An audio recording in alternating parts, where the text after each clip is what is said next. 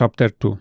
As I see it now, that initial period when I accepted in my consciousness that I could and would make my journey to the southernmost point of Eurasia, when I believed in it, when this event became real for me, this moment in time became a kind of catapult that triggered the entire subsequent course of events.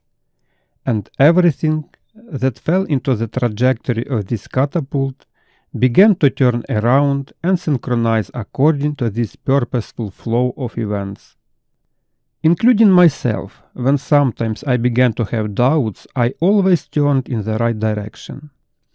This power of the initial decision attracted the right actions at every single moment, helped me to make the right choices in time, as it turned out later. Also, it was not obvious to me at the time. On the day I planned to leave the town where I was staying, the first challenge I encountered was needing to change my transportation to the nearest railway station. A well-known online taxi service misled me by showing available cars nearby, but as I later discovered, the service didn't work in that area at all. A traditional taxi helped out. I also see the manifestation of the law of attraction in the ease of changing the course of action. Because, even if it may seem small, our lives are actually made up of such small events. Each of such links in my journey supported the whole big journey. The next one was a train stop due to the power outage halfway to the airport in the Polish capital, Warsaw. The good amount of time I had came to my rescue. But, and here I make a significant pause, the decisive moment that was probably the test of my strengths was just before boarding the plane in Warsaw for Doha, the capital of Qatar. To convey my emotions closely, I will describe this moment in more detail. I arrived at Warsaw Chopin Airport with a few hours to spare. I spent my time working out my itinerary for the first few days in Malaysia. The boarding gate opened only an hour before the flight departure, and after a while the flight status changed to boarding. Airport staff began checking boarding passes and documents. To say that I was unpleasantly surprised when my boarding pass failed the automatic check is an understatement. I started to panic inside. I laugh now when I think about it. The employees at the counter started asking me where I was going. And it turned out, as they said, that because I didn't have a return ticket from Malaysia, they wouldn't be able to let me on board. I was in shock. I already passed the border control. They would not me let back into Poland, because my visa-free days had long since expired. There was half an hour left before the flight, 15 minutes before the official closing of boarding. My internal state changed to despair. The only way to get on board was to buy a ticket from Malaysia to anywhere online. With some remnants of my sanity, I managed to choose a destination, Thailand. The AirAsia application on my smartphone stubbornly refused to proceed to the payment stage, and the employee, when I begged him to help, said that he was not authorized to do so. The minutes ticked by inexorably. I begged to be let on board, promised to buy a ticket later, but it didn't change anything. My hands were already shaking. An announcement was made that the last late passengers were invited, and I still had no result. I made up my mind, come what may. And then I remembered the Chrome browser, which had been working for me with the last amount of errors until then. The payment process began to go through stage by stage and again hung on the final step. I started shaking again. But at some point I somehow abstracted myself from all the events that were happening around me and inside me, and focused on finding out why the payment was not working. And I realized that I was repeatedly entering the wrong bank card PIN. Instantly reacting to this, I entered the correct one as the payment went through. The employees quickly checked me in, and I was the last one to catch the plane. I have not included in this description many other small details that my brain had to process in those few minutes. Otherwise, it would take a long time to list them all. And this was actually the beginning of my actual journey, the departure from Poland. The way I see it, the events around me were directly related to my inner state. If I explain the initial lack of a return ticket by my oversight of its importance during trip preparation, then I account for the delays and sudden progress in buying a ticket at the airport within minutes by the law of attraction. In moments of shock and despair, the process was blocked, and in moments of clear and precise thinking, the process successfully moved forward. By the way, I note that the employee who spoke to me was quite patient and delayed the closing of the boarding. I believe because of me. And the flight attendant, who was also waiting for me as the last passenger, was also friendly. Therefore, I was rewarded for my efforts with a long-awaited trip to Asia. And I found myself aboard a Boeing B-787 in the evening sky over Europe. The evening view through the window gradually turned to darkness, and I could only guess whether it was still Poland or Romania or even Turkey. The atmosphere on board the plane was comfortable. My mind was focused on the details of the next stopover in Doha. The mood was, I would say, quite constructive, and this apparently also had a positive impact on the course of events. There was no fear. I noticed that fear, decreases and then completely disappears as you start moving in the intended direction. My arrival in Qatar was during the 2022 FIFA World Cup. Because of this, all transit passengers were banned from Doha, and the outing I wanted to do in the night capital was postponed until my next visit to the country, still in the future. Instead, I enjoyed the spacious, air-conditioned lounges of the airport.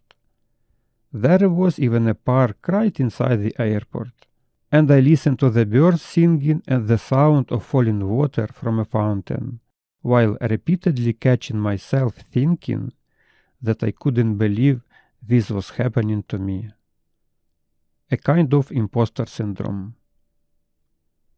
But nevertheless, it was real and it was happening to me.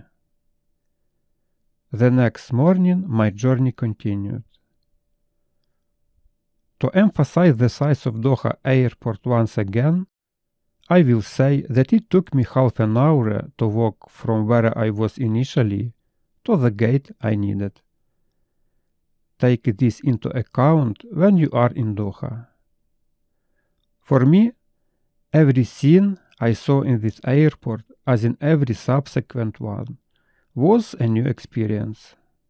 I'm from Europe and I'm from Eastern Europe. I had only seen traditional Arab clothing in movies, and here people were walking next to me in it, alive and real. That is, universe was showing me everything it had, all the beauties. I liked it. I am grateful to it for that. On the next plane to Kuala Lumpur, there was a completely different group of passengers. I noticed it at the landing site in Doha. It was expected, of course, that there were many Malaysians. I concluded from their appearance that they were mostly workers returning home. This flight lasted even longer than the previous one, about 6 hours. The Kuala Lumpur airport greeted me with a lively atmosphere created by numerous passengers scurrying in different directions. I enjoyed it again. I would like to note the internationality of the passengers. Here at the airport, I successfully passed the migration control. The employee of this control, a nice young Malaysian woman who was trying her best to appear serious, asked me why I was planning to stay in Malaysia for so long, an entire month. What was I supposed to say? Of course, I told her that I love the culture and want to get to know it better. The printouts of hostel reservations for the first week also helped convince her to let me in, and of course my famous return plane ticket to Thailand. And I think my inner attitude also helped. I was ready to accept any outcome. I didn't push any outcome. I just watched how things were going. So I think the same law of attraction was at work here. I was determined to continue my journey successfully. So finally, on the second day after boarding the plane in Warsaw, I found myself back in the open world, only this time the Malaysian one, which unfolded before me in the form of Kuala Lumpur International Airport Transit commuter train. It took me to the Salaktinggi station, from where I reached my hostel in 20 minutes under a warm tropical night sky. In front of the hostel I had my first direct contact with ordinary Malaysians. I went to a night shop to buy a snack. Everything was interesting to me. The seller was reserved but friendly. Other customers were also calm. I liked the calm atmosphere again. The start of the trip was nice. Hostel, which was located in the same building as the store, continued my series of pleasant experiences with Malaysians. I had already been prepared for the practice of taking off my shoes when entering the hostel, thanks to the internet. But doing it in person for the first time was still a little unusual. The hostel was clean, air-conditioned, and visitors did not interfere with each other. I have to admit I was prepared for different scenarios, but what I saw can be summarized as I started to believe in people a little bit more. And this is not about a specific place, but about the whole of Malaysia and the rest of the countries I visited. Everything was interesting to me. And not only the technical achievements of civilization, which I saw in the form of modern subways, decent buses, and order in public places. My eyes were also drawn to details familiar to me from my country, which may cause some discomfort, such as roadworks or perhaps various minor imperfections in the design of streets. Separately, there are the people themselves. Many people engage in everyday life. All of this made the picture alive, real, and raised my sense of reality to a new level that I had never experienced before. The next day I went to the real Kuala Lumpur, to its center. I got off at the Kuala Lumpur Central Station. This is a transportation hub. The station building itself is well organized, in good condition, and beautifully decorated. It was 3 kilometers away from my next hostel, so I decided to combine business with pleasure and walk there. I was rewarded with the Petronas Twin Towers, which happened to be on my way. I didn't even plan it in advance. And I really liked them. Such moments, when you come in contact with something remarkable in another culture, leave their mark on your heart. You become imbued with respect for this culture, its carriers, and you feel happy to be in contact with it. I believe that it is definitely worth traveling for such influences on your inner world. The Petronas Towers, like other similar places of interest in my travels, and I'm sure in the travels of other people, are filled with kind of energy that recharges you and motivates you. In my story, I will omit a lot of other details that I absorbed in huge quantities all the time. It was a constant energetic influence on me, and I felt comfortable in it. I will only note that I went to the south of the country from Kuala Lumpur from the terminal Bersepadu Selatan bus station. What caught my eye here was the system of organizing bus stations in Malaysia, which is somewhat similar to that of airports, only on a smaller scale. There are ticket offices where you will be given a boarding pass for your previously purchased ticket. There is a guarded boarding area that you can enter only with this boarding pass. I have not seen this anywhere else before. Note: I saw something similar later in Barcelona, Spain. The boarding area was air-conditioned. There were only a few foreigners like me at that bus station, compared to the number of Malaysian passengers. It was interesting for me to note each such feature. I felt like a kind of discoverer. Quite an interesting feeling, I can tell you. But despite some unusual situations for me, there were ordinary people around, families, fathers, mothers, children, who were traveling, each going about their business, just like in any other place on the planet. It was a kind of revelation for me. It somehow began to bring some confidence to my soul. I don't know, a sense of home, I would say. A big home called planet Earth. It was time for the bus to leave, and it hadn't even arrived at the boarding platform yet. I got a little tense. 10 minutes, 20 minutes, half an hour passed. The bus finally showed up, 75 minutes after the scheduled time. Note: from my experience, the most accurate ground transportation was in Ukraine, regardless of what others may say. What's good about traveling by bus is that you can watch life through the window. To be honest, I don't even know what I expected to see. I had no idea what Malaysia was like.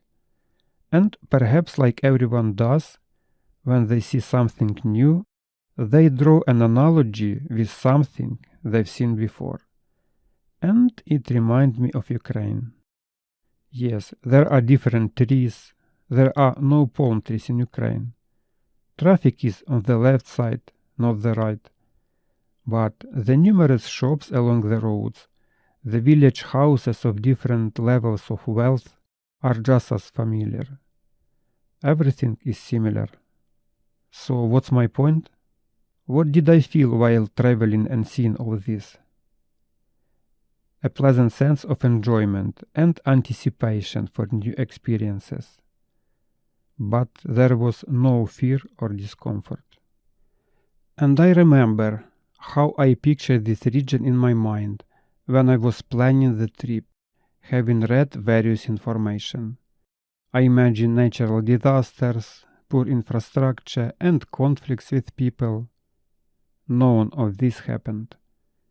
I was greeted by a friendly country with an extensive transportation network, a network of cheap and not only hostels and hotels. But I noticed one peculiarity as a pedestrian traveler. If Kuala Lumpur still had some, not always convenient sidewalks, Pontian Kechil had almost none at all, as well as Johor and Batu Pahat, but more on that later. so I just walked along the side of the road and crossed the intersection.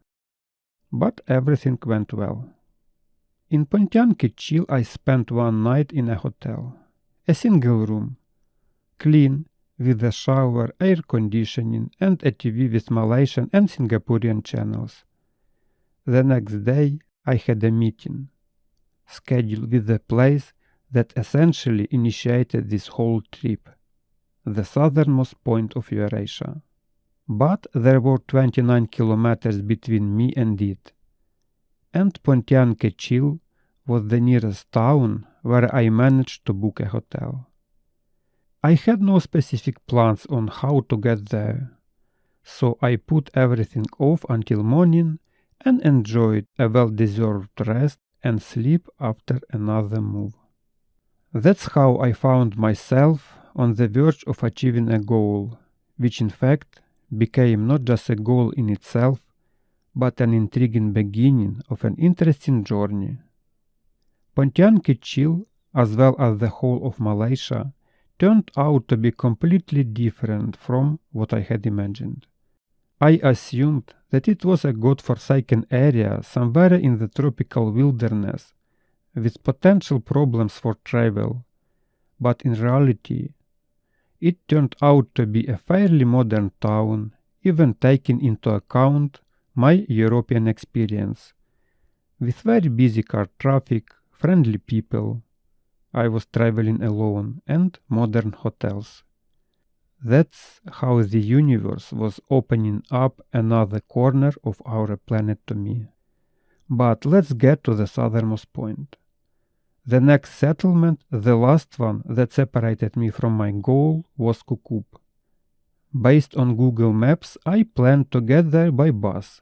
But at the bus station, it turned out that buses did not run as often as the map suggested, and the previous bus had already left.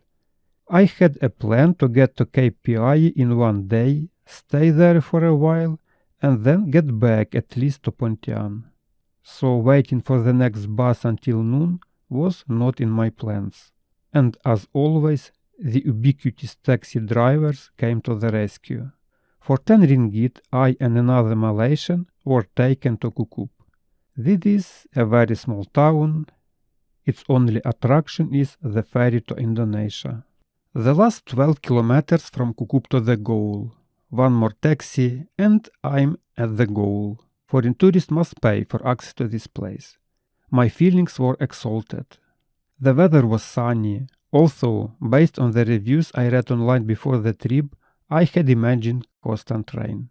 I reached the monument that symbolizes the southernmost point in the shape of the globe. I still remember looking at photos of this monument on the internet before the trip and imagining myself standing next to it. And here it is, a realization. I still have quite an extraordinary feeling about how something like this is realized. But I guess there really are mechanisms in the universe.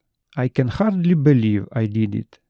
Thus ended my dream march from Poland to Cape Piai, and then my long and interesting journey across Asia began.